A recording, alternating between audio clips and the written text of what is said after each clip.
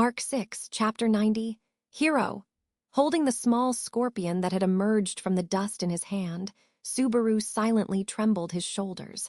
I wanted to save her. I wanted to take her away from this lonely sand dune. He promised he would help her. Even so, he was unable to keep his promise. Natsuki Subaru always made promises he couldn't keep. Subaru. No one could say anything to Subaru, who knelt silently on the sand. Neither Beatrice, beside him, nor Julius and Meili, behind him, could find the words to say. As if to comfort Subaru, who was crying silently and had even forgotten how to sob, the scorpion in his hand climbed up his arm, scaled his shoulder, and nestled against his neck. Subaru didn't know what this little scorpion was. What was the connection between Shala and this scorpion, which had appeared from the dust of the enormous, crumbling body of the crimson scorpion? Or perhaps it was Shala herself. Subaru. That's not true. There were the words that Subaru and Shala exchanged in her final moments. It wasn't known for sure if that dialogue with her actually happened, or if Subaru was daydreaming during their farewell. However, he had the sad conviction that it had really happened. Shala was lost. Her existence was bound to the very rules of this Pleiades watchtower, and in the end, just like Reed and the monolith on the third floor, she was a stage prop for conducting the tests. Therefore, she too would have to leave the stage when the watchtower fulfilled its purpose. Until the very last moment, she sacrificed herself to the role of stage prop. There was no way she could just be a prop. This tore a hole in Subaru's heart. Subaru. Whether it was that uninhibited smile, whether it was the irritation he felt at her seeking contact, whether it was the affectionate voice that, laden with an affection he didn't recognize, said, "Master, master," all of it was lost. If Shala had cried out loud and screamed that she didn't want to disappear, Subaru would have done everything to find a way for that to happen and would have thrown his life away countless times to help her. But she didn't want that. Laughing, she said she wanted to meet him again and disappeared with only those words left behind. He didn't know how to do it, or if it was even possible. He didn't know, but Subaru. I understand. Someday I'll definitely see you again. So, I would fulfill her wish, the one who said I love you with a bright smile. For that, Subaru. So, now it's goodbye, Shala. The sandy wind carried away what remained of her emotions, turning them into red dust. Subaru watched this until the end and sighed. If he looked, he would see that the scorpion nestled in his neck was pinching his ear with its claw, as if to say, "Cheer up." Subaru. Ouch! The sharp pain made Subaru feel as if he had been pushed from behind by a "don't give up." With tears welling in his eyes, Subaru nodded with an I understand, removed the scorpion from his neck, and tried to pull it out of his ear. But Subaru. Ow, I understand, so you can let go now. Ow, hey, my ear is bleeding, you bastard. The wretch is really in trouble. Meili, what are you doing, young man? Subaru was worried about the small crimson scorpion that, still stuck to his ear, wouldn't come loose no matter what. Meili came to Subaru's rescue, almost tearing the soft cartilage from his ear. Astonished, she deftly approached Subaru and picked up the small crimson scorpion with her tiny hands. Meili, even though it's tiny, like it's still a little Majuzinhuo, if you're careless and get it close to your face, it could end up eating your eyes or your nose and you wouldn't even notice. Subaru. The eyes or the nose, but the wretch wouldn't do such a thing. Meili, it's a little Maju, young man. It's not that naked girl. Subaru. Saying this, Meili casually placed the small crimson scorpion on her head. Unlike her previous violence against Subaru, the small crimson scorpion didn't cause any problems on Meili's head. Under the influence of her divine protection of Maju manipulation, its ferocity seemed to have diminished. Needless to say, this proved that the small crimson scorpion was a Maju with whom Meili's divine protection communicated. It also proved that it lacked Shala's consciousness. Beatrice, Subaru, you really need to treat your injuries. Beatrice rolled up Subaru's sleeves, who was about to lower his head again, and gently examined his body. Biting his lip in response to her thoughtfulness, Subaru nodded deeply. They couldn't stay in the sea of sand forever. Emilia, Subaru, everyone. In the distance, Emilia opened the large doors of the watchtower entrance and ran towards them. One could assume that she, too, hadn't had an easy journey because her clothes were quite disheveled. She wanted to talk to everyone, including about this. For there were so many things to say and so many farewells to make. The scene changes. Emilia. Shala was a really hardworking person, wasn't she? After hearing the explanation of what had happened and Shala's absence, Emilia stared intently at the sea of sand, from which even the dust had completely dispersed, and lamented the loss in her own way. Her white fingers gently touched the small crimson scorpion on Meili's head. Although Meili had ordered it not to misbehave, the small crimson scorpion accepted Emilia's touch. Its attitude, even if its gestures and expressions were not understood, seemed one of pleasure. Julius. Emilia-sama, how was the first floor? Were you able to successfully complete the test? Emilia looked worriedly at Subaru, who, with a dejected expression, had just finished explaining about Shala. But it was Julius who boldly chose to bring up the subject. At Julius's call, Emilia nodded with aha and Emilia.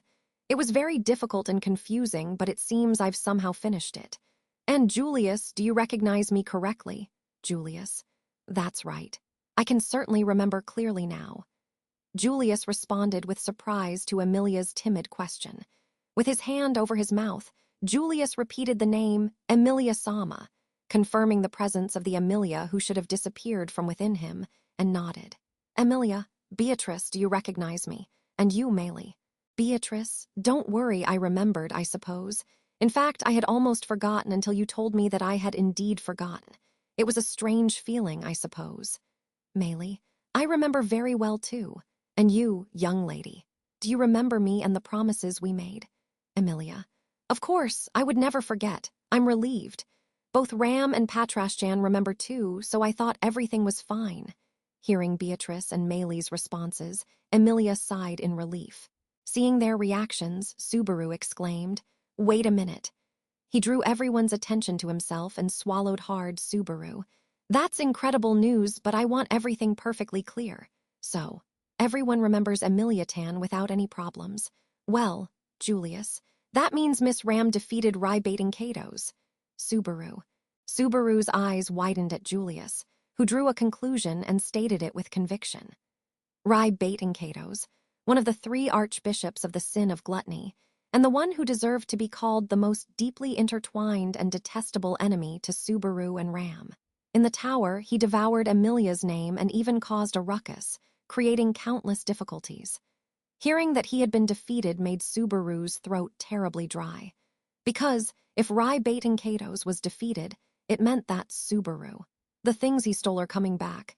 In that case, if Emilia's name was restored, the other effects of the gluttony authority should also have been undone. Pretending to be a gourmet, Rai-bait and Kato's continued stealing excessively. If the stolen goods were released, the people of Pristella, the city of the floodgates, would also. Subaru. Having thought this far, Subaru shook his head from side to side. Let's stop the dishonesty. Enough of covering up your feelings and trying to lie to yourself.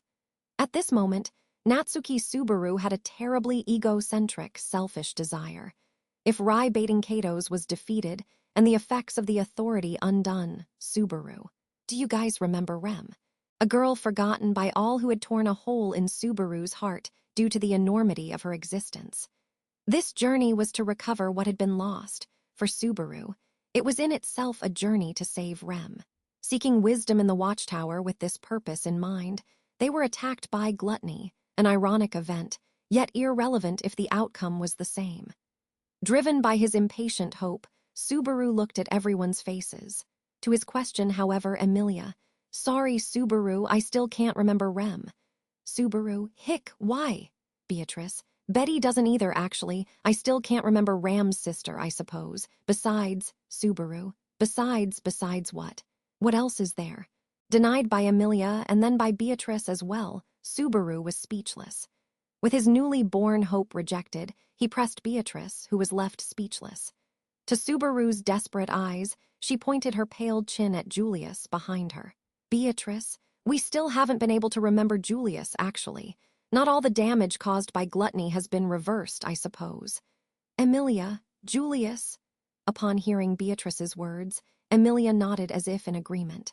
Meili, who didn't know Julius before his name was stolen, shrugged, but there was no reason for Emilia and Beatrice to be lying. So, neither Rem nor Julius had their names restored, Julius. As for that, I suppose I know why my name wasn't recovered. While Subaru and the others looked surprised, it was Julius himself who said it. With narrowed eyes, Julius looked back at them and continued. It was that Julius. Roy Alfred, Archbishop of the Sin of Gluttony, was captured alive. Strictly speaking, my name was stolen by him. I suppose that's why it hasn't been restored yet. The scene changes. After passing through the large gate and returning inside the Pleiades watchtower, Subaru and the others were greeted on the 5th floor by a human figure waving beside the dragon chariot that had brought them to this sandy tower. Stranger, Emilia-san and Natsuki-kun, it's been a long time, hasn't it? Subaru, ... it can't be Anastasia-san. Seeing the person smiling elegantly and waving slowly, Subaru's eyes widened in surprise. He confirmed that their gestures, attitudes, and even expressions were natural, a complete recreation of human nature, which couldn't exactly be copied, under which Echidna, who was an artificial spirit in truth, it wasn't a recreation. It was the very essence of the original person. It shouldn't be called a recreation. In other words, Emilia. Anastasia-san, you're awake. Anastasia. Yes, yes. Oh dear, it seems I ended up snoring for quite a while. Sorry for causing you concern. I heard from Echidna what's happened these past few months. Subaru. So Echidna is doing well too. Anastasia. In a way. They take away the feeling of guilt. It seems like there's nothing like, I want to die for now. Anastasia answered Emilia's question, and the scarf around her neck moved. The white fox looked downcast in a way that seemed mournful. Anastasia stroked Echidna's head and scolded her with a hey. Anastasia, you're blaming yourselves like that again. I told you so. It was my choice, so there's no need to feel down about it. That's how you think, right, Julius? Julius, me? Yes, indeed. To be honest, as I was quite apprehensive about Anastasia-sama's decision, saying that I fully agree is difficult for me, but... Anastasia. Difficult, but what? Julius. Knowing the reason why you withdrew, I feel there is no greater honor for a knight. Julius smiled and replied elegantly. This response made Anastasia put her hand to her mouth and laugh. Well, isn't he charming? It was a well-tuned dialogue. If they said they were like master and servant, it was because they were like master and servant. Subaru, did Anastasia-san really forget about Julius? Despite that, they seemed to be getting along very well. Anastasia. Forgetting what kind of relationship we originally had, that in itself is already making me so angry inside that I can't take it anymore. Even so, Echidna. She's putting up with quite a lot, hence this attitude. Fortunately, since I got to know Julius in these last 2 months, I can talk to her about him. It seems like I was born for this. Beatrice, you also seem to have changed in a peculiar way indeed. Beatrice spoke this rather gently to Echidna, who had settled herself on Anastasia's neck, whose lips trembled.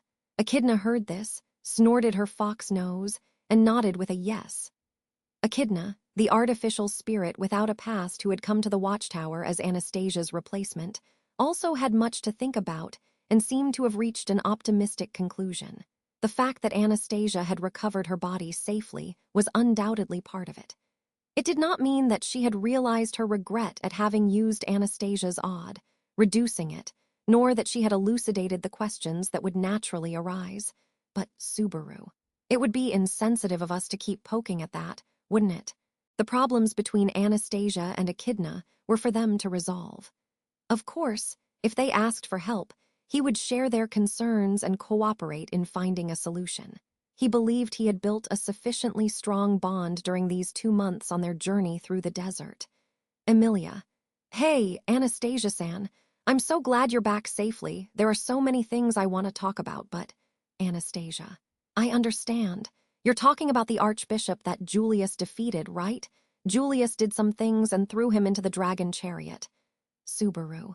Julius did some things there. Anastasia shrugged and pointed to the dragon chariot behind them. Beside Emilia, who was pondering her words, Subaru held his breath and looked at the carriage. Inside, imprisoned, was Roy Alfred, the Archbishop of the Sin of Gluttony. Subaru. Before circling the dragon chariot, Subaru stroked the neck of the earth dragon harnessed to it, Giant. Giant, the Agarstype earth dragon with his 4 thick legs, was the unexpected star who secured a victory for Subaru and the others in the final battle against Shala. The best result wasn't achieved, but that didn't mean his consideration was for nothing, not to mention that Meili's survival was a result of Giant's courage.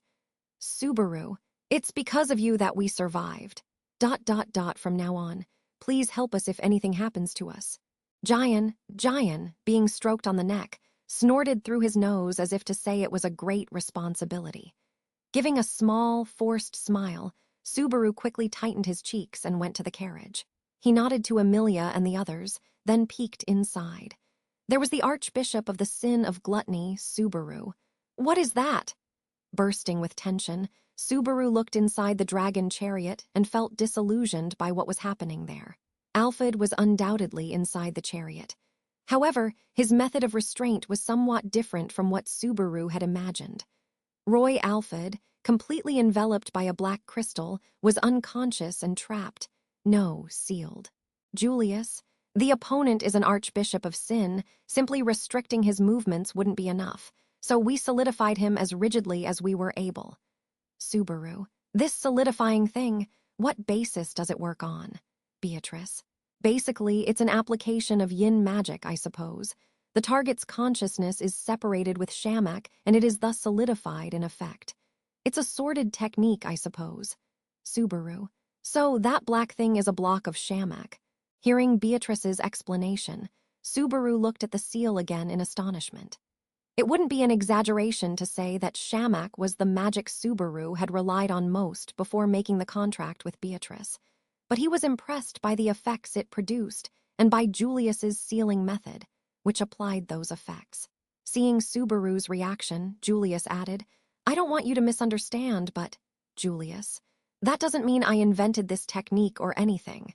The most famous stamp in the world uses the same methodology, although on a completely different scale. Subaru, the most famous in the world. Don't tell me it is. Emilia, the one from the Witch of Envy, right? Julius nodded deeply and confirmed Emilia's words with a yes, as she observed the solidified Alfred. The Alfred seal used the same method that had kept the Witch of Envy dormant for 400 years, sealed further east of this watchtower. In other words, it was a reliable and proven method, and with Julius being the one who made the seal, one could say that its credibility was even greater. However, that wasn't the point. Subaru, the question is, why leave that one alive? Emilia, Subaru. Emilia lowered the ends of her eyebrows when Subaru said that, staring at Alfred, who was sealed. Concerned by her look, Subaru said, That's just how it is, isn't it? As he turned away. Subaru, part of the gluttony is dead, baiting Kato's, and everyone remembered Emilia Tan. In that case, if he dies, the other memories will too, Julius. There's no guarantee they'll come back. That was the main reason I didn't execute him. Subaru, Julius, there's no doubt that Miss Ram defeated baiting Kato's, but does that really mean that Emilia-sama's gnome was restored simply by defeating him? Perhaps something else caused him to actively return it. We can't rule out that possibility. If we act rashly, we risk losing everything. As if to reprimand Subaru for his impetuousness, Julius continued, using entirely logical words. Logic that he couldn't even refute. But Subaru, in that case, what about the Book of the Dead? Alternatively, Subaru suggested a method unique to the Watchtower. There couldn't be a more transparent way to discern another person's thoughts than the Book of the Dead.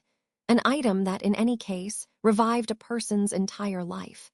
Subaru, even if we interrogated him, there's no guarantee he'll tell the truth. In that case, it would be better to use the Book of the Dead to reveal the subject's thoughts. Emilia, Subaru, I don't think it's a good idea. This method is, Subaru, but it has to be reliable, with that. Anastasia, hey, is it okay if I interrupt for a second? When Subaru suggested using the Book of the Dead, Emilia maintained a passive stance. With him on the verge of losing his temper, Anastasia raised her hand. She looked at Subaru, who recoiled, clasped his hands in front of his chest, and, Anastasia, I heard it from Echidna, so there might be some gaps here and there, but is it the Book of the Dead that says it? Isn't blindly trusting it dangerous? Subaru. Why is it dangerous? Anastasia.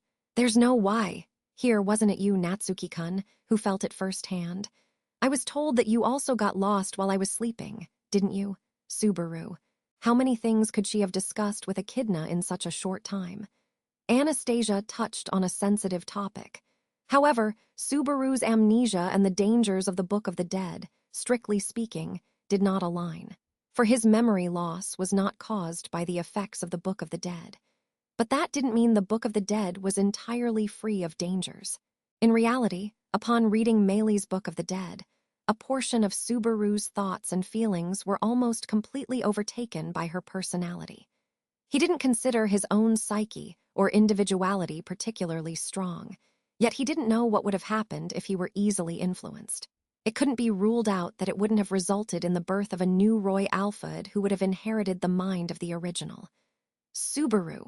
So, Anastasia-san, you're also telling me that keeping him alive is the right thing to do, is that it? After everything he's done so far.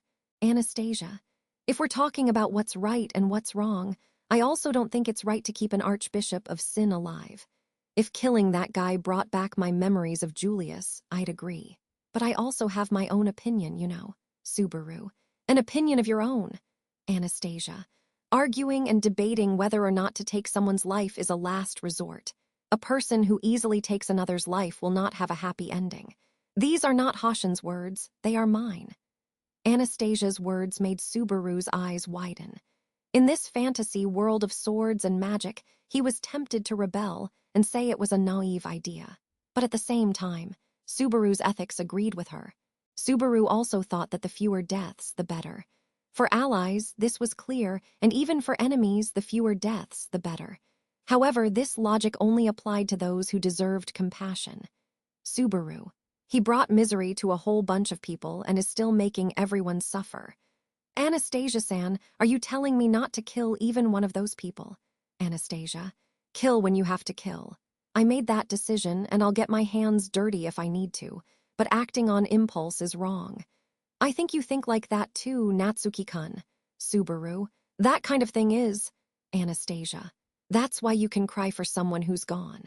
I'd rather be longtime friends with a Natsuki-kun like that than with one who's heartless and doesn't cry or bleed. Anastasia traced her own cheek with her finger and pointed to the tear marks on Subaru's face. At that moment, the scar from losing Shala throbbed, and he lowered his head in silence. The way Anastasia spoke was cowardly, but it was undeniably effective. Emilia. Subaru, I also agree with Anastasia-san. Thinking about Julius and sleeping Rem, I want to resolve this quickly, but... Julius. Please don't worry, at least not about me. At this point, we must prioritize certainty over speed. This also involves my brother. Also on the verge of recovering the memories he had of Joshua, left behind in Prestella, Julius's comment was the height of caution. But, as mentioned before, it was logical. He was hastily seeking results to fill the pain of loss. Subaru's current state of mind was exactly like that. Echidna. Let me summarize. Based on Anna and Julius's opinion, we transport Roy Alphard, the Archbishop of the Sin of Gluttony, to the capital and extract from him a way to save the victims of the authority. After that, amnesty will not be an option. He must not escape the death penalty. Anastasia. Leniency because of age also has its limits. It's going to end like this in the end, isn't it? Seeing Subaru easing the force in his clenched fist, Echidna and Anastasia put the story in order. Emilia also didn't object to this way of dealing with Alphard. He would be taken to the royal capital while sealed and in a way would end up in the same state as Sirius, who had been detained not long ago. Anastasia. Everything all right with you too, Emilia-san? Emilia. Aha. I also want to remember well those who have been completely forgotten. Anastasia checked to see if Emilia agreed, and she, raising her head, replied imposingly. Sensing both firmness and bitterness in her unequivocal words, Subaru looked away from the Archbishop of Sin in the dragon chariot and suddenly collapsed to his knees. Subaru. Beatrice, Subaru. Oh my, I knew you were overexerting yourself. With you carrying around such a nasty thing all the time, it's only natural that this would happen, I suppose. That's what Beatrice shouted, supporting Subaru's shoulders. His head grew heavier and his vision blurred. With that soft, high-pitched voice echoing in his head, he became aware that he had exhausted himself more than he had imagined. Wasn't it to be expected? He lost his memory, died several times in the meantime, died several times after that, confronted himself to recover his memories, faced the 5 obstacles that attacked the tower upon waking, fought bearing the burden of his companions with an authority, and lost Shala in the end. It was extremely exhausting, both physically and mentally. Although it had only been a few days, it felt like more than 5 years had passed in this tower. Subaru. Emilia. Subaru, stay calm, you'll be all right. Now rest a little, okay? When you wake up, we'll talk properly. I also have many things I want to tell you. Subaru, exhausted, lost his strength, fell seated, and Emilia caught him in front of her. The soft sensation and sweet aroma, which normally should have stiffened his body, now caused his consciousness to rapidly fade into darkness with an effectiveness unmatched by a potent medicine. If he lost his life like this, deep in the darkness, would he return to the point where he was running back and forth around the tower and look for a way to save Shala? Even partially understanding that there would be no such thing, he couldn't help but wish for it. Slowly, Subaru's consciousness was being swallowed by the darkness. The scene changes. Emilia! And strength! Lifting Subaru's unconscious body, Emilia sighed. Subaru, his eyes lethargically closed, was breathing so deeply it was as if he were dying. It was proof of how hard he had struggled to solve the problems in the watchtower. To save Emilia and the others, how desperate was Subaru. Even with the setback of losing his memory, he came running to Emilia when Bait and Kato's stole her name and everyone forgot about her. How happy that made her. She wanted to express that to him properly, so that the hardworking Subaru wouldn't end up blaming himself too much. What happened to Shala wasn't Subaru's responsibility. It was Emilia's responsibility, everyone else's, and if I were to say more, Emilia. I think her master, Flugel, is a terrible person. The main person responsible for imposing his achievements as a sage on Shala, and along with reconfiguring the function of the Pleiades watchtower, putting her to sleep. Even though he was one of the 3 heroes who saved the world, he entered Emilia's list of heinous villains as soon as he made Shala feel alone and Subaru cry. Of course, since there was no opportunity to meet and talk to him, there was no one capable of resolving this resentment.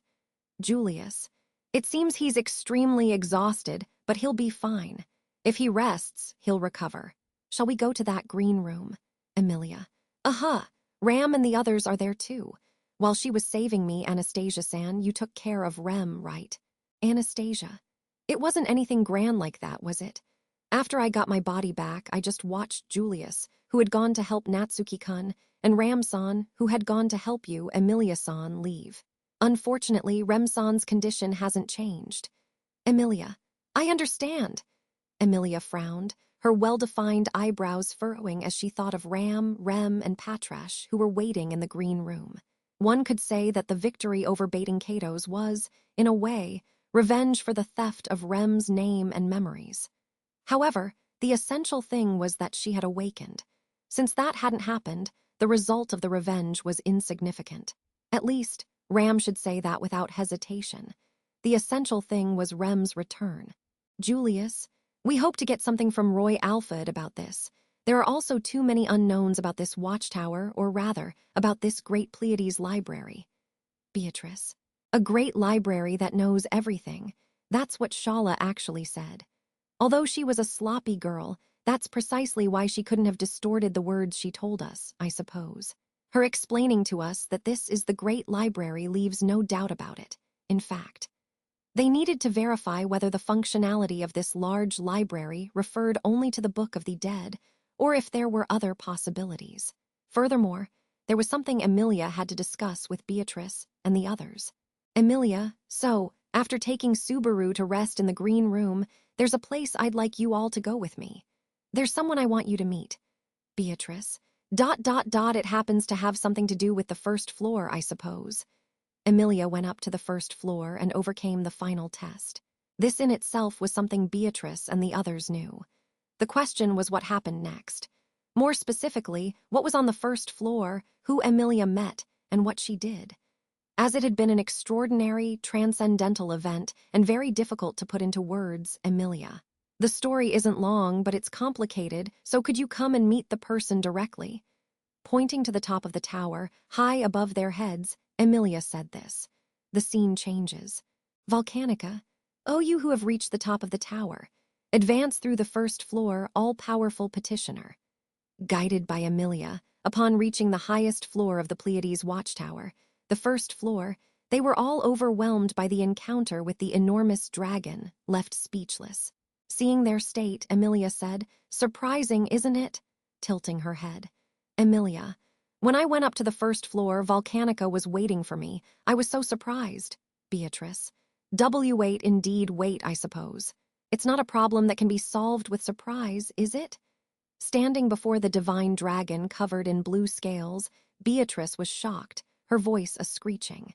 She rapidly waved her hands up and down, visibly nervous. However, she wasn't the only one who was agitated. Julius, this, Anastasia.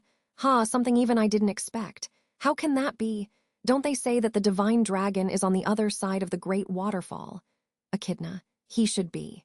According to the prophecy of the draconic stone of records, it is said that he will appear in the year the royal selection is completed to renew the pact with the one who becomes the new king of Lugnica, Anna. Beside Julius, speechless, not even Anastasia, who was usually calm, could hide her nervousness. The echidna on her neck also had a slightly high-pitched voice. Having been slower than the reactions of his female companions, Julius said, "Forgive our rudeness," straightening up. Julius, divine dragon, magnificent dragon and guardian of our kingdom. Volcanica-sama, you have upheld the pact for a long time and brought salvation to many. Forgive us for our lack of respect.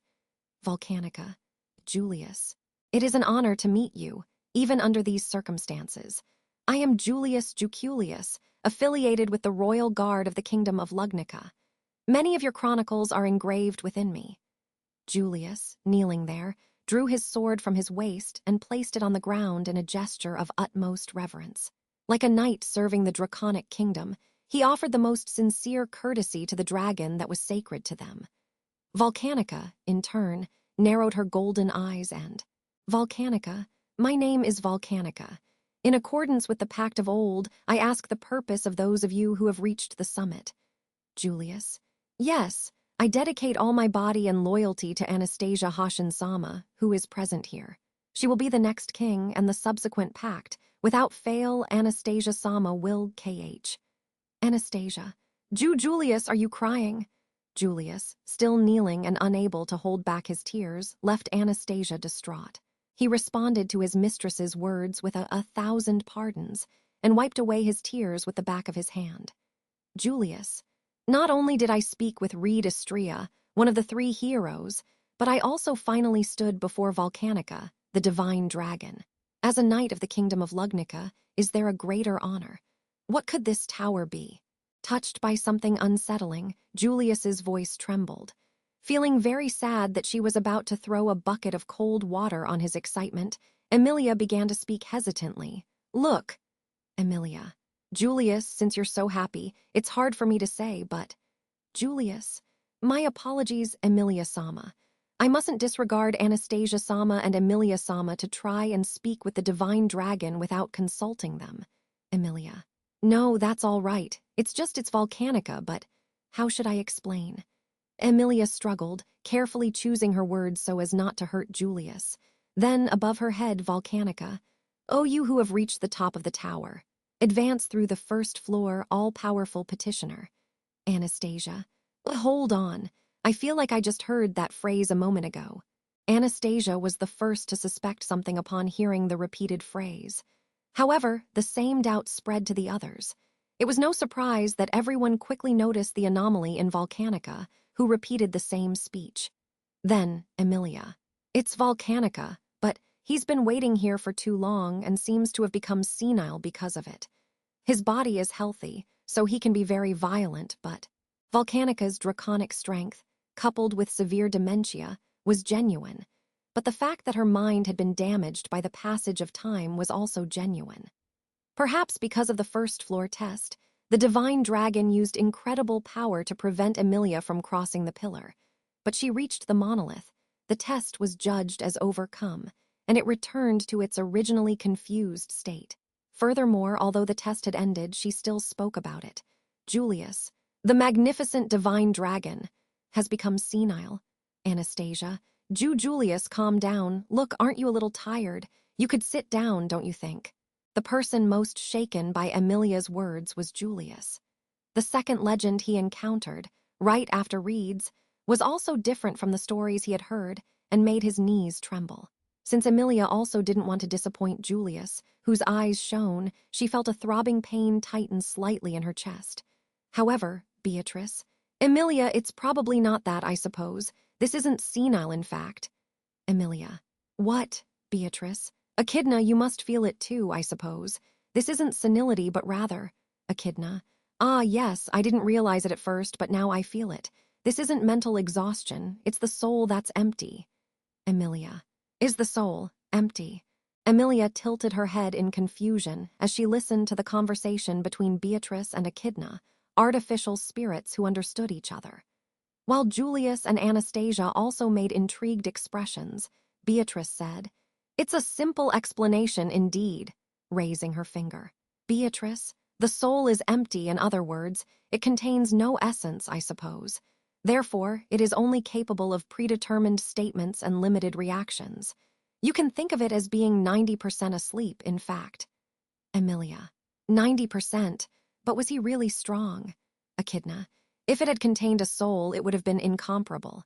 Echidna's words suggested that Emilia had barely escaped, which sent shivers down her spine.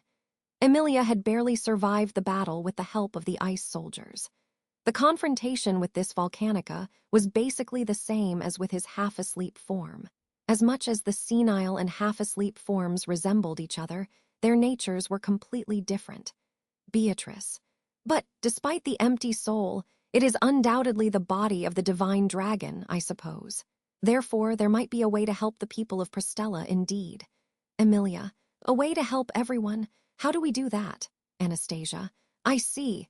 We got the dragon blood from the divine dragon, right? Anastasia snapped her fingers and Beatrice nodded in agreement. Hearing this, Emilia's eyes widened with an awe. The blood of the divine dragon Volcanica was the source of many stories spread throughout the kingdom of Lugnica. Dragon blood was recorded as an elixir that revitalized arid lands, ensured abundance, and instantly cured illnesses and injuries, among many other extraordinary effects. Not least, this dragon blood was a component that Emilia could not ignore. Emilia. If I can get Volcanica's blood. Emilia's objective in participating in the royal selection was to obtain the dragon blood preserved by the kingdom of Lugnica and use it to thaw the frozen ground of the great forest of Elior. To free her companions who had been frozen in that forest due to her uncontrolled powers, Emilia therefore decided to participate in the royal selection. Emilia. At that moment, the possibility arose for her to achieve the greatest goal for which she competed. She was stunned by this and held her breath. If she could obtain Volcanica's blood here, Emilia would lose the reason for sitting on the throne. Emilia. Beatrice. Emilia, sorry for causing you confusion, I suppose. But the blood you're thinking of is different from the blood of this Volcanica here, in fact. So that won't be possible, I suppose. Beatrice told Emilia that she was about to lose the will to participate in the royal selection. At these words, Emilia's eyes widened with a huh. Emilia. What do you mean by it won't be possible? I studied it very carefully. That to melt the ice in that forest, you need the dragon's blood that's in the castle. With it. Beatrice, that idea isn't wrong, actually. But as I said before, the dragon blood found in the royal castle of Lugnica is strictly different from the blood of this Volcanica here. The dragon blood in the castle is the blood spilled from the heart of a dying dragon in its last beat. Emilia. The last drop of blood from the heart. Hearing something she'd never heard before, Emilia furrowed her well-defined eyebrows. Beatrice nodded silently, and Julius raised his hand to her, saying, May I? While he, seemingly recovered from the initial shock of hearing about the absence of a soul, looked at the divine dragon whose reaction remained unchanged. Julius, with all due respect, Beatrice Sama, but where did you get that from? I am also a knight affiliated with the Royal Guard of the Kingdom of Lugnica. I hear many important matters concerning the kingdom. However, what you just said is, Beatrice. At the final beating of the heart, the blood from the dragon's heart was poured into a vessel. This blood, the true dragon blood, was entrusted to the royal castle and became a symbol of the pact between humans and dragons. Julius. Beatrice, it's not surprising that you don't know, in fact. What I just said is a record that was sealed in the Forbidden Library, a passage from the narration left by Echidna, the Witch of Greed, whose name is no longer known in the outside world, I suppose. With Beatrice's response, Julius stared at her, stunned, and held his breath. Although even he, a knight of the kingdom, didn't know it, the story didn't seem like a lie from Beatrice at all. And if it were true, Julius. So, which dragon provided the dragon blood stored in the royal castle of Lugnica? If it was the last heartbeat, Anastasia. It would be strange if the dragon that left the blood hadn't died. It means it wouldn't make sense if it were from the Lord Divine Dragon who, even without anything in his head, is alive. Julius and Anastasia's doubts were also valid. If the dragon's blood was the last heartbeat, it wasn't Volcanica's. And yet, if the blood possessed such immense power, Beatrice. Unfortunately, that wasn't recorded in the book, actually. Echidna, what kind of person is this who does things halfway?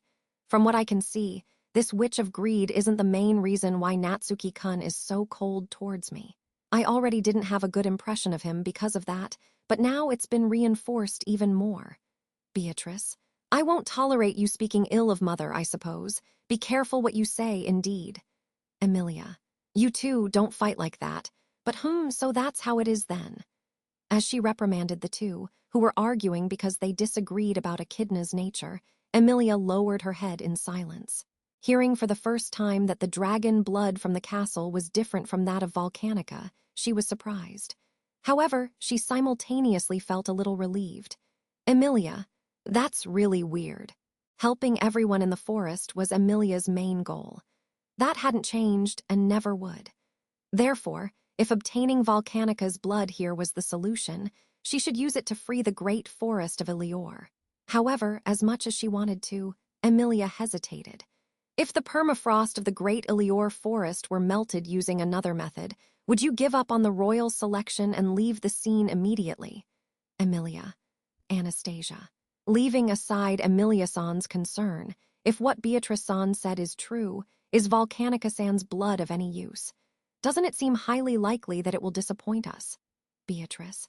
Even if worn out, even if senile, even if soulless, it is the divine dragon, I suppose. It is undeniable that its blood holds great power indeed. But, Emilia, that's not enough to thaw everyone in the forest, is it?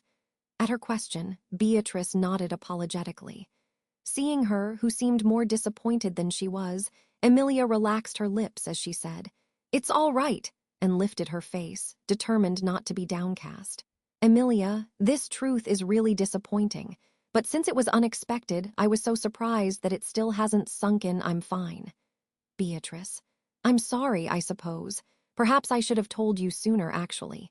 I never imagined we'd find the divine dragon in a place like this, I suppose. It's a terrible shame indeed. Emilia, yes, that's right. He's such a troublemaker.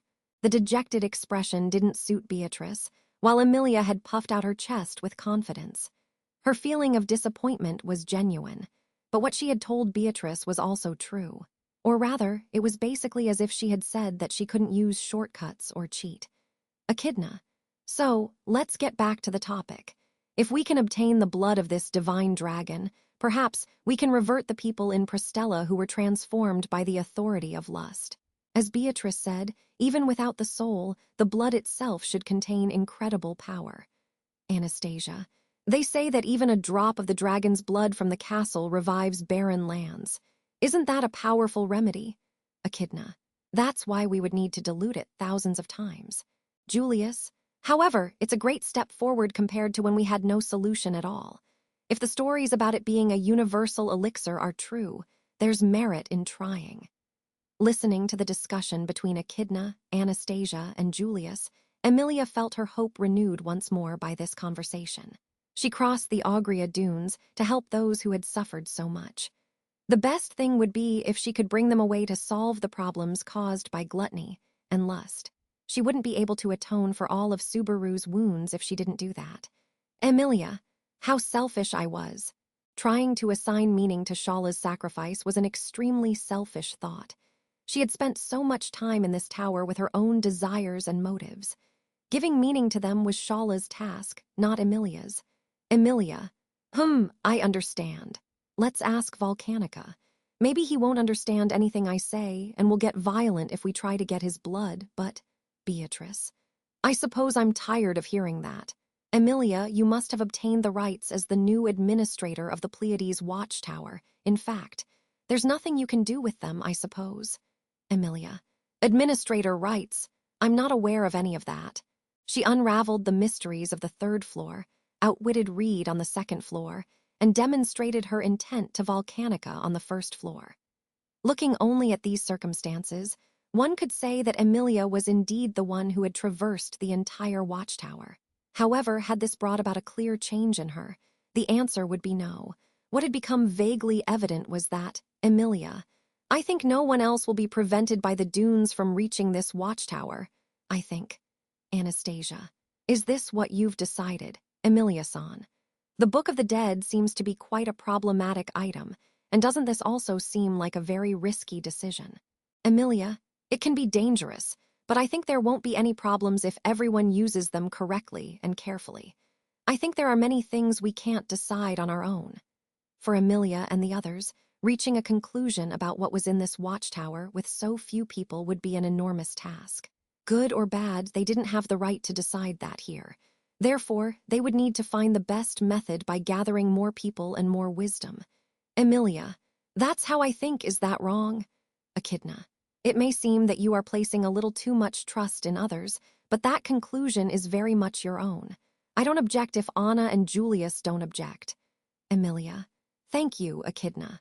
Emilia thanked Echidna, who was the first to express support. Anastasia, in turn, said, I understand, waving her hand. Anastasia, I'm not against it either. In reality, even if we hit it, it would be difficult to deal with properly, so it would be much better to share the credit for the discovery and exploration. There's the issue of gluttony, and we might even manage to take the dragon's blood away. Julius, we shouldn't aspire to too much, nor should we be greedy. And above all, it was Emilia-sama who reached the top of this tower. We must respect her wishes. Emilia, Anastasia-san and Julius, thank you. Having managed to reconcile them both, Emilia thanked them with a smile.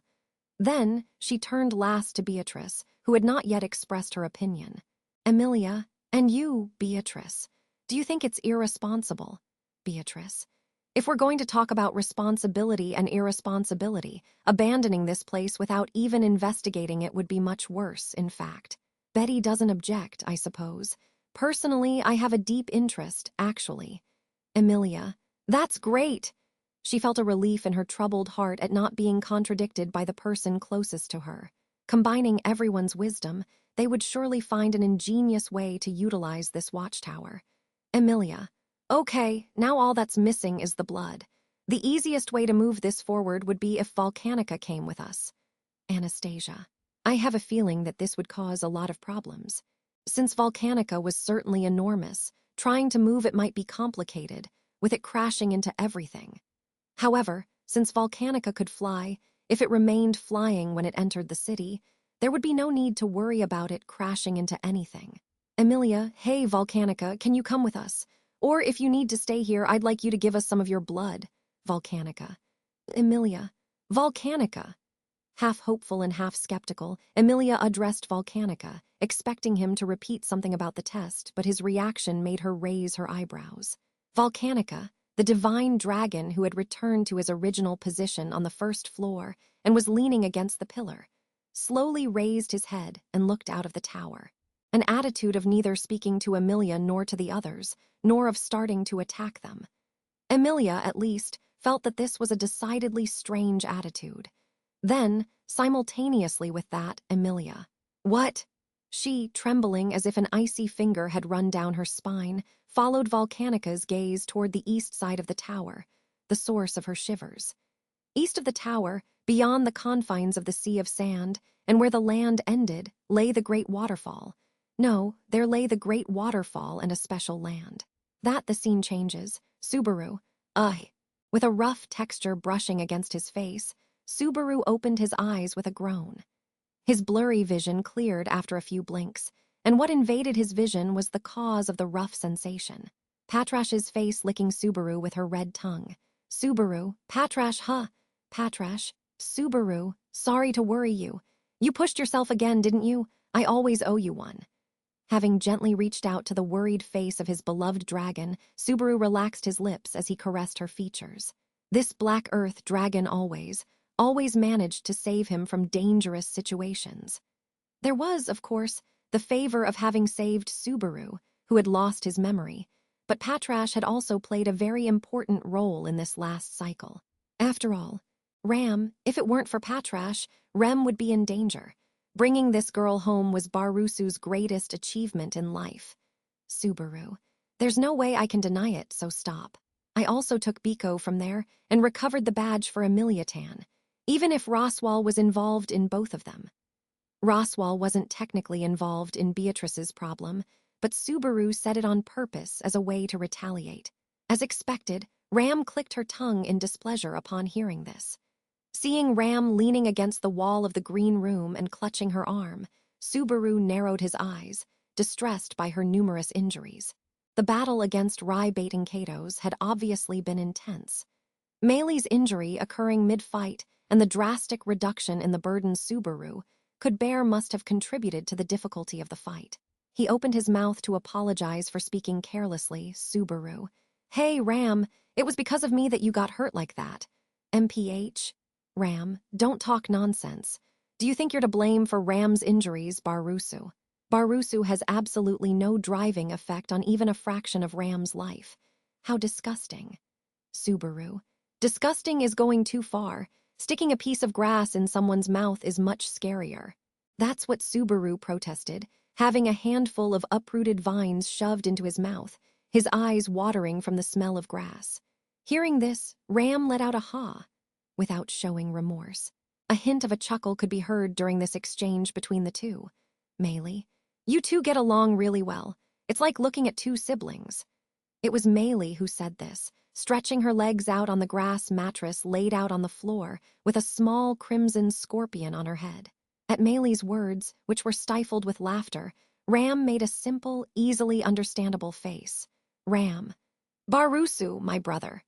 Even if that were true and he was a second-rate adopted brother, a useless guy like that in Oni village would be one less mouth to feed. Subaru, is the Oni village really that harsh? Good thing I'm not an Oni. Ram, that's a lie. Ram would only have difficulty tolerating the filth and would have gotten rid of you so he wouldn't have to feed you. Subaru, don't complicate things by piling hypothetical storyline upon hypothetical storyline.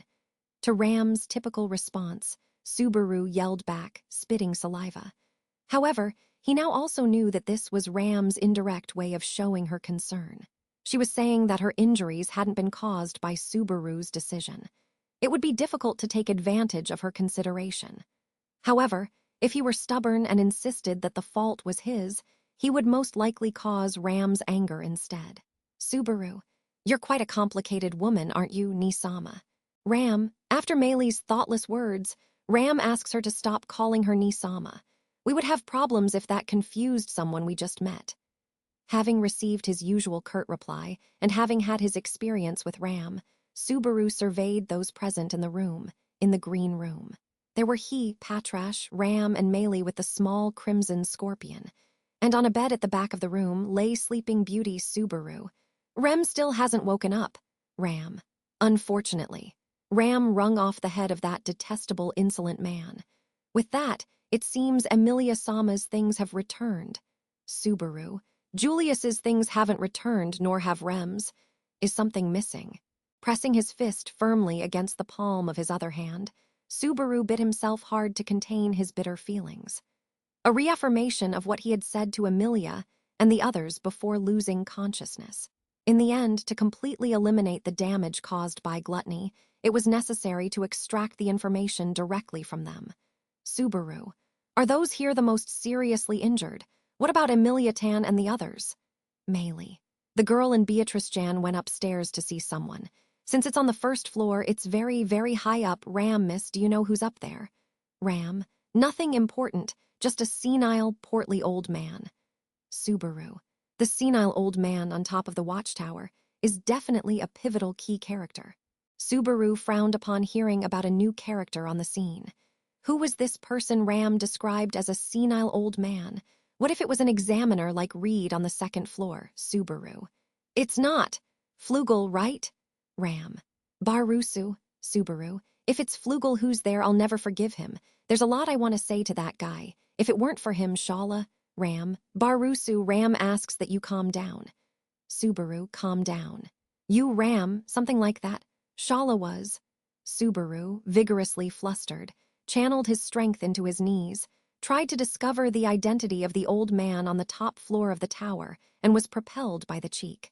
The cause was Ram's open hand, which had come close. Slapped on the cheek, Subaru's eyes widened in shock, and he looked at her. Ram asks that you stop using Shala in retaliation for your own impotence. Subaru.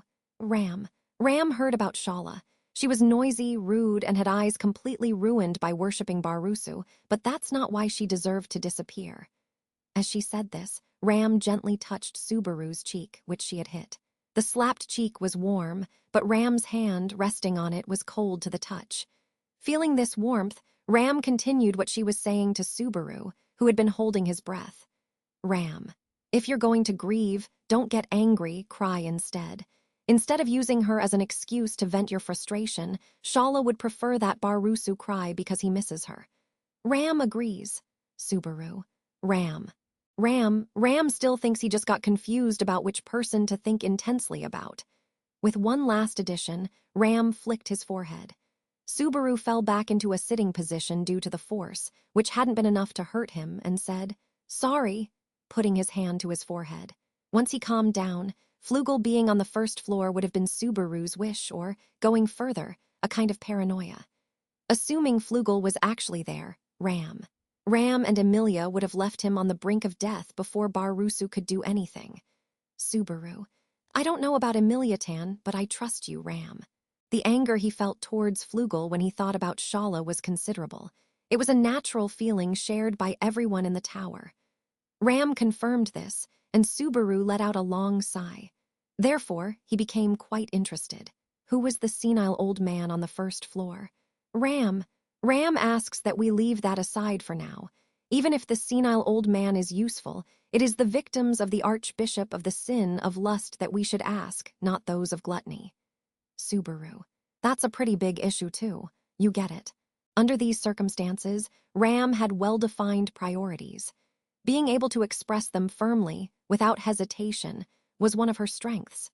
Subaru, in turn, was able to sympathize considerably with Ram's feelings. The prospect of being able to save the victims of lust was significant. However, Meili. But Ram, girl, didn't you have another idea that you mentioned earlier? However, Meili threw those words at Subaru's profile, who was warning himself. While poking the small crimson scorpion on his head, Meili. Didn't you say that the effects of gluttony were related to time or something like that? Ram. What a chatty girl. If she keeps up that attitude, she'll need some serious discipline when we get back to the mansion. Meili. Oh my God, I'm so scared. Meili stuck her little tongue out and hugged her own head, while the small crimson scorpion on her head raised its claws and tail stinger towards Ram, as if protecting the girl. However, upon being met by Ram's cold gaze, the scorpion quickly recoiled. In that hasty gesture, it sensed a fragment of her former self, but Subaru. Ram, what about this hypothesis? What's it about? Ram, nothing much. It's said that gluttony devours people's memories, right? If it's really treated like food, Ram believes that time influences its digestion. Subaru, digestion. Ram. Emilia Sama managed to recover what was taken from her in just a few hours. So, what about the night Julius, the victims in Prestella and Rem? Subaru. Hearing Ram's hypothesis, which she had raised, Subaru was surprised by its simplicity. Just as she had said, The Archbishop of the Sin of Gluttony compared the theft of memories and names to a meal. If this had a meaning that went beyond mere metaphors, he would even agree with Ram's reasoning. The stolen memories and names would take time to process. The reason why only Amelia's name had returned, while the others had not yet, Subaru. ... It can't be. Could they have been completely digested? Ram: we don't know. It may simply take the appropriate amount of time for them to return. If that's the case, there's hope. The hope that Julius's memories, the other victims' memories, and Rem's memories will return as well. Subaru: whether it was interpreted negatively or positively, Ram offered no further explanation. Subaru also knew what she was thinking. This was a problem without an immediate answer. However, with Baiting Kato's defeated and Alfred also in custody, a great concern arose for the first time. No, it arose again in Subaru. Subaru: Rui Arneb? In the corridor of memories, she had found and left behind the last gluttony. Could it be that this girl, who had no body of her own and parasitized Natsuki Subaru or the bodies of her brothers to commit atrocities, was truly subject to a witch factor? The skills she possessed were on par with those of the sin of gluttony. However, if, hypothetically speaking, the life of the Archbishop of the sin of gluttony were necessary to reverse all the damage done by the authority, how could they defeat Rui Arneb in that place? Firstly, Subaru. Does the concept of dying and not dying exist in that place? His physical body didn't follow him, and he existed in that place as a spiritual entity. If it followed the concepts of manga and games, perhaps something like spiritual death would apply, but would that unleash the witch factor? Whether it was that place or Rui who had been left there, everything was uncertain, even if they found an answer. Subaru: Julius defeated Reed, ending his role in the test. So, shouldn't the blank pages of Reed's Book of the Dead have returned to normal? Subaru managed to access the corridor of memories, also known as the Cradle of Odd Laguna, because of the existence of an emptied Book of the Dead that led right there. Reed Estria's soul had been used in the test, therefore creating a void in the Book of the Dead, connecting it to the corridor of memories. If he had disappeared, there was even the possibility that Natsuki Subaru had lost his chance to defeat Rui Arneb. Subaru: it was possible he was overthinking it, and Reed's Book of the Dead was still empty. He wouldn't know until he checked. Besides, Subaru also had the option of facing his own Books of the Dead. That was also an ace up his sleeve that connected him to the corridor of memories. Although it meant enduring the hell of seeing his own deaths again, it was far better than losing all possibilities. It should be much better, rather than resigning oneself to the fact that one has accumulated numerous irreparable errors. Ram: ignorant. Subaru: Ni-sama. Ram: if you have time to worry about useless things, it would be much wiser to rest your body and mind. In this tower, you weren't the only one who couldn't choose the ideal solution, Barusu. Ram shook his head from side to side and gently touched his own forehead. There, where his horn used to be, remained a delicate scar. He gently stroked the old scar and then extended the same finger to Rem's forehead on the bed. Then, tenderly caressing his sister's forehead, Ram: to defeat the Archbishop of Gluttony, Ram used Rem's strength. We won in the end, but the cost was high. This young woman had to bear a great burden. Subaru: burden. Ram. Ram acted as if he still had horns. If it had been you, Barusu, you would have exploded from the inside out. Subaru had assumed the suffering Ram endured daily and knew well enough that it wasn't an exaggeration. She went through hell just to breathe and act calmly. She became serious. How much of a return was there? Without exaggeration, if Subaru had received it, it was undeniable that some part of his body would have been irreparably damaged. I placed this burden on Rem. Ram closed her eyes, adorned with long eyelashes. However, she said, okay, and continued Ram. With that, Rem might hold a grudge when she wakes up, but Ram doesn't regret it. She's Rem's Ni-sama. Even if this girl feels hatred or holds a grudge, that won't change. So, Ram will only foster our bond to improve things from now on. Subaru: Rem wouldn't hate you. Ram: it seems so. She's a good girl, the sister Ram is proud of. Ram smiled confidently and with her light pink eyes gazed at Subaru. Even without memories of her sister and knowing nothing of Rem except through Subaru, she loved her intensely. Such emotions did not waver. Instead of lamenting the past, she faced it to improve the future. Subaru, hearing that from you really hurts me. Although contrary to Ram's intentions, Subaru had often gone to great lengths to distort the past. For her, who had an extremely progressive mindset, it shouldn't be an exaggeration to say that Subaru's return by death was an extremely regressive mindset. The return by death, which changed events that had already occurred, was always a product of lamenting the past. Subaru, in the end, it's better not to use it. Subaru clenched his fist again, the one he had used to exert force, and gave a bitter smile. He recognized the legitimacy of his decision to use return by death and to strive for a future where everyone laughed together. Furthermore, he warned himself not to succumb to this power. For even in this tower, he had heard voices lamenting his departure and countless tears. Meili, I don't know exactly, but it seems like you're feeling a little better, young man. Seeing the change in Subaru's expression, Meili murmured on the floor with her knees raised. Sitting with her hands on them, she stroked her braid. Meili, the girl and Ram can take care of this, but I can't cheer the boy up, so don't get too depressed, okay? You promised I'd always know exactly who to follow, right? Subaru. Yeah, there's that promise too. Ah, this time I'll keep it. Looking at Meili and the small crimson scorpion on her head, Subaru nodded firmly. At that moment, Patrash beside him rubbed against Subaru's cheek, as if supporting his decision. Accustomed even to the rough texture of her scales, his cheek could be touched by them without feeling pain. Returning the affectionate gesture with heartfelt affection, Subaru stood up. Although he had just fainted from exhaustion, he seemed to have regained some of the strength he had lost. These were the various treatments from the spirit of the Green Room. Subaru, thinking about it, it was an all-out war that even involved Giant, but how much did the spirit of this room save us? It was on a level that I can't thank them enough. The Green Room was being used as a recovery room, but originally, a spirit resided there who enjoyed treating the wounds of living beings who entered the room, as Shala had explained. This spirit had no physical body nor the will to communicate, with only its intention to heal wounds being clear. Subaru and the others frequently benefited from this room during their conquest of the tower, in which they constantly got hurt. Precisely for this reason, since they arrived at this watchtower, Rem had been left in this room. Subaru. Well, just because I left her doesn't mean I wanted to leave her. Ram, a spirit, is it?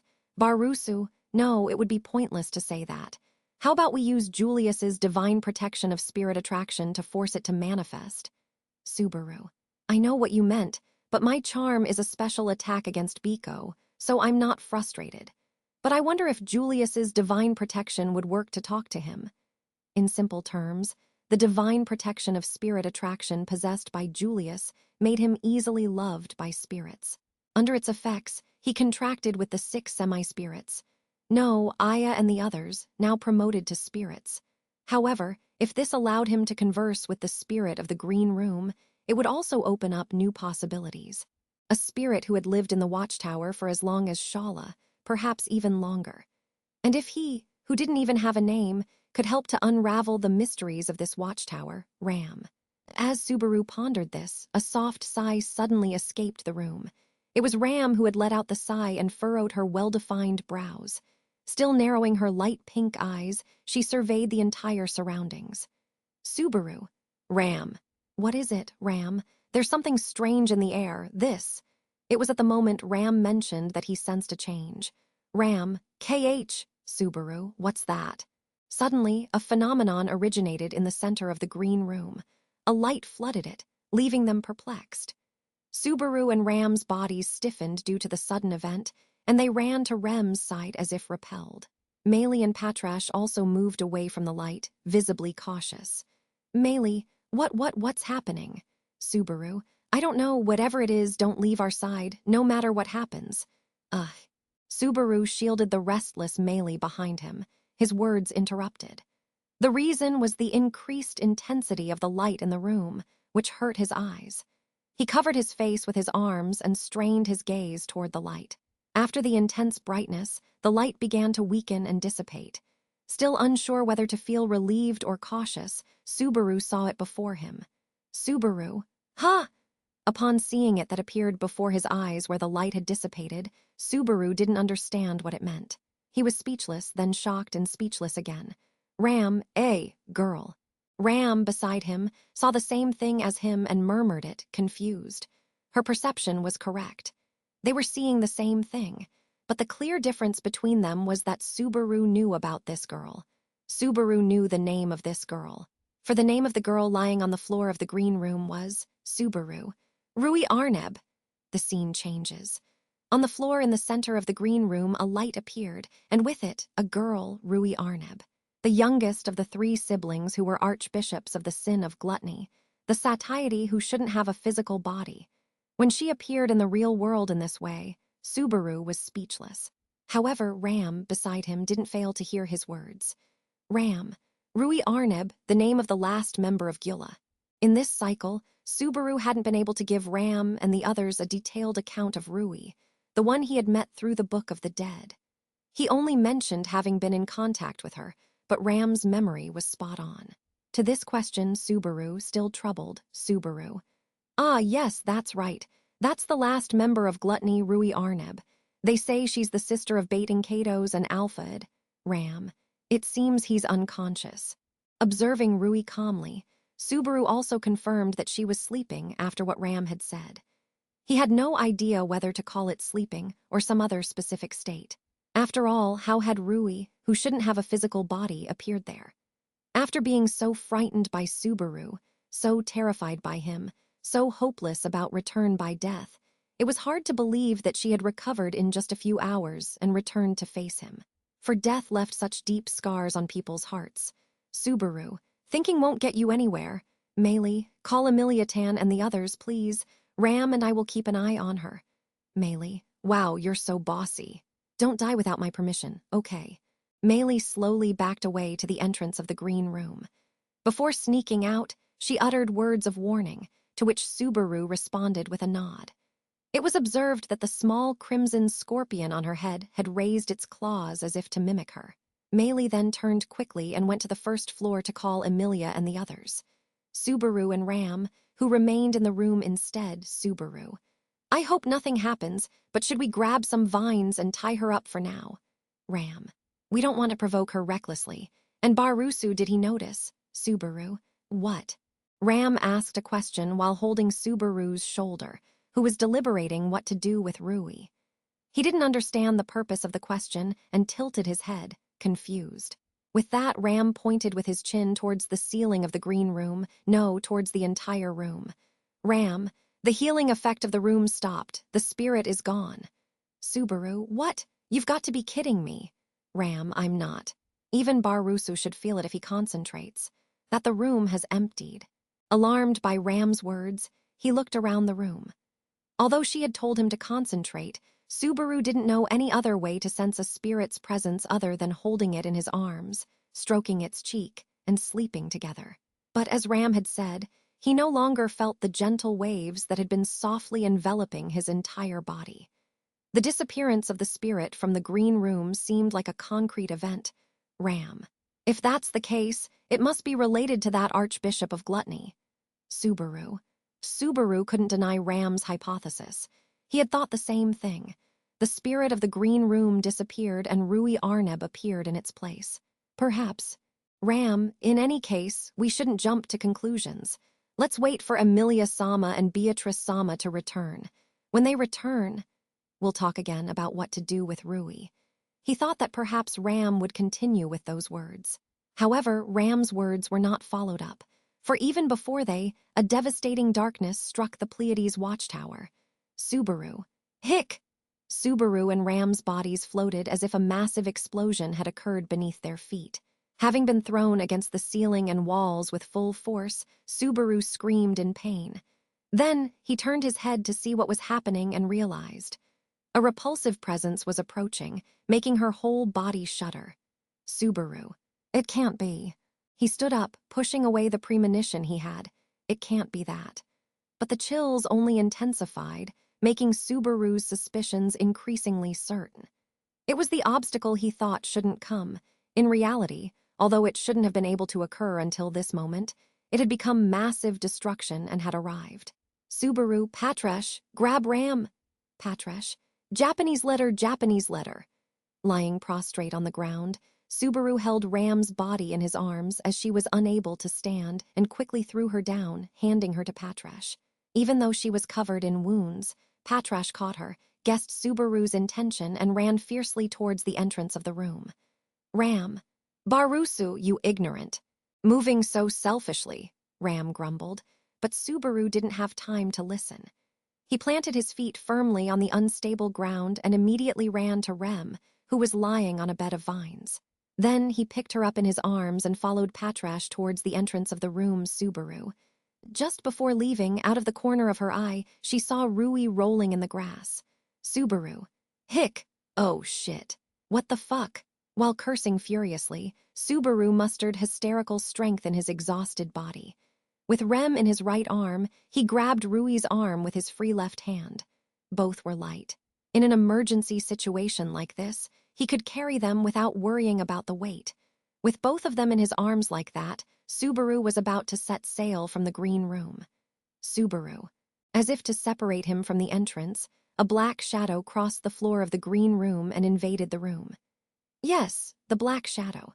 The last of the 5 obstacles, the one Subaru didn't want to believe would come, the black shadow of the witch who was obsessed with him, came to attack the watchtower. Subaru, ram! Subaru shouted, trying to pull Rem out through a gap in the shadow. But the black shadow had covered Subaru's entire front, leaving not the slightest opening. Moreover, the black shadow's invasion didn't stop, swallowing not only the front, but also the sides and the rear. Subaru. Damn! Even though we've come so far. Seeing the shadow approaching, Subaru searched for an escape route, his heart filled with frustration. If he were swallowed by the shadow, he would lose his life and be forced to return through death. If he did so in this watchtower, provided the reset point hadn't been updated, Subaru would start over with Rui Arneb still inside him. If that happened, he would once again be controlled by the Archbishop of Sin, who assumed the form of this white girl. Precisely because he feared this, he used all the strength he possessed, believing this loop to be his last opportunity. Ram. Barusu, Ram asks you to hold on. Rem will cry. Patresh. Damn. Ram and Patrash's desperate voices leaped from the other side of the dark shadow. He breathed in to answer them, but couldn't produce a single word. Because, even before that, the black shadow completely engulfed Natsuki Subaru. The scene changes. Enveloped by the vast black shadow, Subaru's consciousness floated slowly in the darkness. Subaru. He felt his hands, feet, blood, and flesh, his very being, disintegrating and transforming into a concept. Somehow swallowed by an exceptionally immense emotion, his being was being clothed. I love you! A whisper could be heard from within the absolute darkness, where there was no one.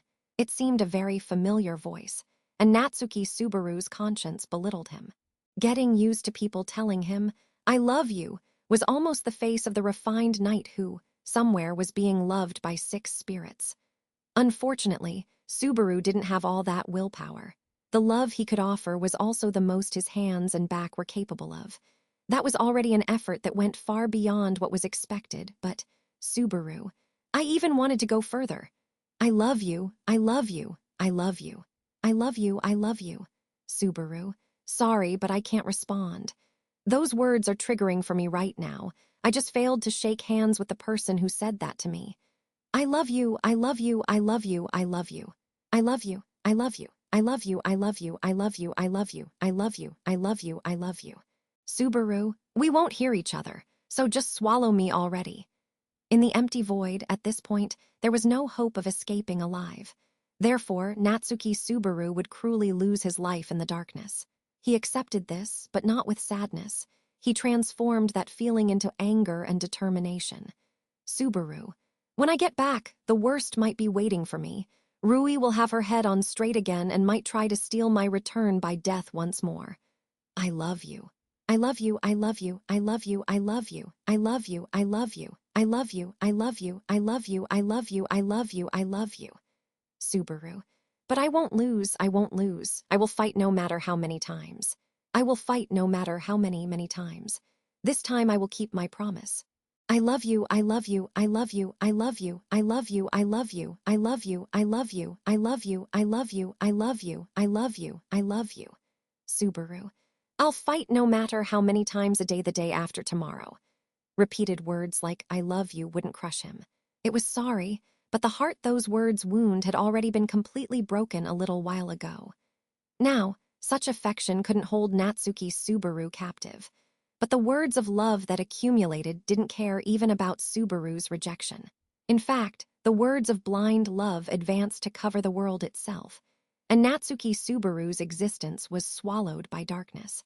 I love you, I love you, I love you, I love you, I love you, I love you. I love you, I love you, I love you, I love you, I love you, I love you, I love you, I love you, I love you, I love you, I love you, I love you, I love you, I love you. I love you, I love you, I love you, I love you, I love you, I love you, I love you, I love you, I love you, I love you, I love you, I love you, I love you, I love you, I love you, I love you, I love you, I love you, I love you, I love you. My name is Volcanica. In accordance with the pact of old, I ask the purpose of you who have reached the summit. The next moment, an intense blue light rained down from above and struck directly into the darkness that enveloped the world. Then, the violent light completely devoured the darkness. The colors of the world changed all at once. Change, ram. The scene changes. Subaru. With a rough texture brushing against his face, Subaru opened his eyes with a groan. His consciousness slowly emerged. Along with it, the blurry vision on the other side of his open eyelids gradually gained defined contours. Even in the meantime, the rough texture still lingered on Subaru's cheek. Subaru. Patra she, entendi, I understand, I'm awake, I'm already awake. Subaru forced these words out as he felt something pressing down on him with its weight and licking his face. How exhausted was he? The voice escaping his throat was unbelievably weak. Hadn't he conveyed his intention clearly? It didn't seem like this physical contact was going to stop. Subaru, you're being so affectionate. I have a feeling you're going to soar to the top in the race to be the next heroine. Stranger. Aye, Subaru. Ay. He swallowed the saliva in his dry mouth and somehow formed words, receiving a response. However, this response was not what Subaru expected, and he tightened his cheek. His cheek was being licked, and the blurriness of his vision slowly cleared, revealing their stranger. Uyua! Rui Arneb was straddling Subaru, licking his face. Subaru, whoa, Rui. You. Shocked by this inconceivable scene, he immediately sent Rui flying into the air right before his eyes. Propelled by the movement, she screamed and rolled. Seeing this, Subaru desperately crawled backward. Subaru, what the hell is this, you wretch? What are you planning? Are you going to mock me again? Rui, you Subaru. Don't give me that wah, what? What happened? Did I die? Subaru's voice trembled as he stared at her in astonishment. Beside him, still lying on her back in the grass, Rui was swinging her arms and legs like a child and moaning. He didn't understand her intentions. The purpose either no before that Subaru. Where are we? Without taking his eyes off Rui, he cautiously surveyed the surroundings. What immediately caught his eye was a vibrant green plain. The place looked like a wide, grassy field with a few flowers here, and they're swaying in the wind. Subaru. An impossible scene in the Agria Dunes. To be more precise, there was something resembling a field of flowers in the floral bear's habitat, but it hadn't been artificially created in that way. What was there was clearly natural vegetation. Seeing a forest in the distance, Subaru's thoughts became confused. This place wasn't the Agria Dunes. On the other hand, it didn't even seem to be the corridor of memories where he had faced Rui. Subaru, the grass is real too, the taste too. Bleh, it's grass. After checking the smell and taste of the grass he had pulled up, Subaru confirmed that it was real. Then, looking at his wounds and the state of his torn clothes, he examined the traces left behind from the previous battle, the battle around the Pleiades watchtower. In other words, that battle had actually happened, and Subaru hadn't died yet. He had been swallowed by it, by the vast black shadow that had attacked the green room, and he had survived. Subaru. That's right, Rem. If Rui was standing before him, Then Rem, whom he had carried with him earlier, should also be there. Leaving Rui aside, Subaru searched for Rem across the countryside, and soon he found her body lying calmly in the middle of the short grass. Subaru. Rem! Ah, that's good, you're all safe and sound. Having run to Rem, Subaru checked that she was safe and fell to the ground, relieved. Apparently, she had no visible injuries. Her body temperature and calm breathing were also as usual. Relieved from the bottom of his heart, Subaru wiped the sweat from his brow. Subaru. Phew, I'm so relieved. If something had happened to Rem, Ni-sama would have killed me. Even without that, Subaru wouldn't be able to forgive himself and would want to commit suicide. Thinking about this, he said, even so, raising his head, Subaru, where are we? And where is the tower? Emilia and Biko. He looked around, but couldn't verify the existence of the watchtower, which should have been visible even from a distance. Whichever way he looked, the result was the same. Subaru, Emilia, Biko, Ram, Rui. Ooh, ah! Even without seeing them, Subaru called out for Emilia and the others, hoping for a response. But his voice echoed in vain. There was no answer except for Rui lying on the grass. This reality irritated him, but the real reason was his inability to ignore her presence. In this situation, he undoubtedly wouldn't be able to deal with whatever she was plotting. However, being the only one who could protect Rem, Subaru stood up to deal with Rui. But someone gently pulled his arm away as he tried to stand up. Subaru. Huh! Kneeling and about to stand up, Subaru let out a hoarse sigh. The force of the arm pulling at his sleeve wasn't that great, but he was unable to move. Subaru. Subaru's knees trembled, and his entire body began to sweat for no apparent reason. It was truly an impulse without apparent cause. His internal organs began to move all at once. Natsuki Subaru's whole being was shaken by this phenomenon and was becoming agitated. This was an indescribable shock. This was a feeling so overwhelming that there was no comparison. This was a tsunami whose force none of the surprises he had ever experienced in this world could match. Ah, slowly, her eyelids trembled and began to open. Hidden behind them were light blue eyes as crystal clear as lakes. He loved them who vibrated with joy. He loved them who sometimes shone with mischief. He loved them who made his heart ache when they pleaded. For so long he had been longing for that brilliance. Subaru, her heart pounded, her throat trembled, and her voice wouldn't come out as if it had been trapped by something. Trapped. Yes, indeed, yes. How many emotions could be trapped in her chest? Whether it was the words she wanted to say, the topics she wanted to discuss, or the desires she wanted to share, they all piled up. Searching for them, Natsuki Subaru. Rem!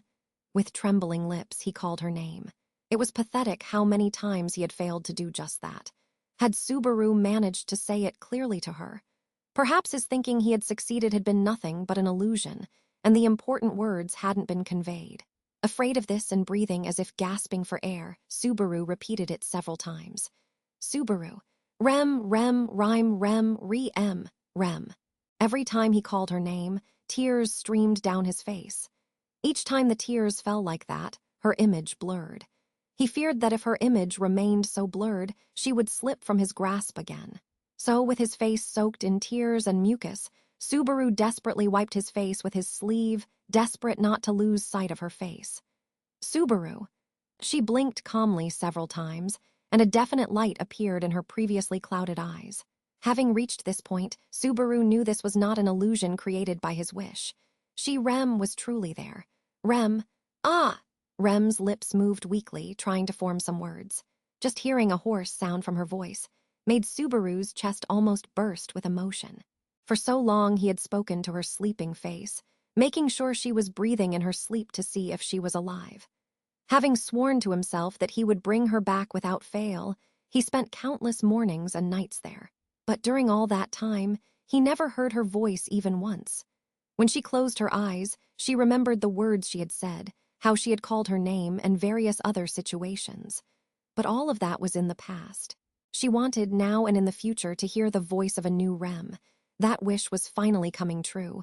It had been fulfilled. Subaru. Ray ... It's okay. You can go slowly. Rem. She moved her lips impatiently, grumbling. To be honest, Subaru should fetch her at least a little water. However, he saw no water source nearby and couldn't take his eyes off her. Just one word. If she called his name one more time, if he could hear that word, Subaru, Rem. In is Subaru. Rem. Rem moved her lips calmly, searching for the scant moisture in her dry mouth. Having moistened her tongue with the saliva she had secreted and regained some minimal strength, Rem opened her mouth. Then, while Subaru was fully reflected in her blue eyes, Rem. Who are you? Subaru. The voice emanating from his lips, coupled with clear sounds and meanings, penetrated Subaru's brain. Who are you? Subaru.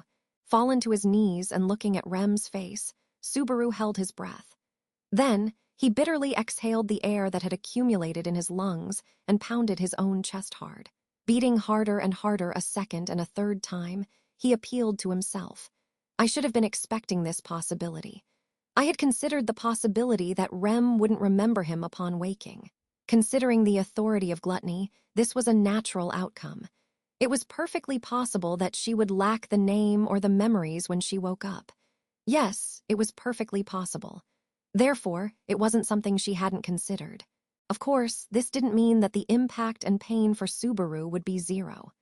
Still, he didn't feel so sorry for himself as to curse fate and despair.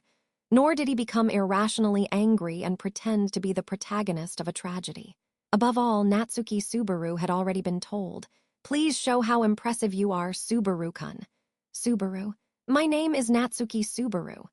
Subaru clenched his teeth tightly, lowered his face, which was on the verge of tears, and contorted his cheeks. He wiped his face, did his best to appear confident, and smiled at Rem. A smile characteristic of Natsuki Subaru, equally radiant and unfounded. Subaru, you may not remember now, but I am. Rem, you are. In response to Rem's hoarse question, Subaru cut himself short and closed his eyes tightly. Then, he looked back into her blue eyes with his dark ones and continued. Subaru, I'm your hero. Rem, I missed you. Saying this, Natsuki Subaru declared himself a hero once more for the sake of the girl to whom he had sworn an oath. Bearing the figure of a hero full of scars, the boy declared this again for her. Once more, he swore here. For the sake of starting their story from scratch,